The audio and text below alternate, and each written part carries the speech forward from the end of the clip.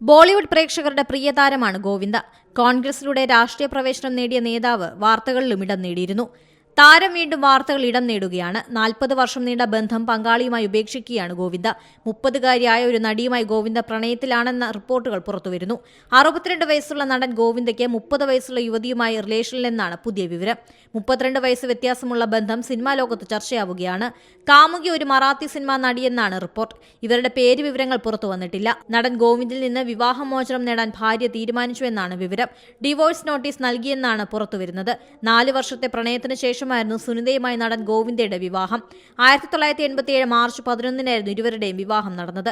ഇരുവർക്കും 3 മക്കളുണ്ട്. ഗോവിന്ദയുമായുള്ള അസ്വാരസ്യം നേരത്തെ സുനിത തന്നെ വെളിപ്പെടുത്തിയതാണ്.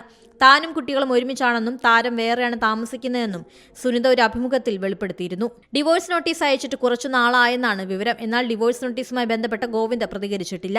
ഗോവിന്ദയുടെ ഡാൻസ് നമ്പറുകൾ പ്രശസ്തമാണ്. തമാശ രംഗങ്ങളിലും താരം ശ്രദ്ധയാകർഷിച്ചിട്ടുണ്ട്. രാഷ്ട്രീയ പ്രവർത്തനത്തിൽ സജീവമായതോടെ സിനിമയിൽ നിന്ന് വിട്ടുനിന്നു.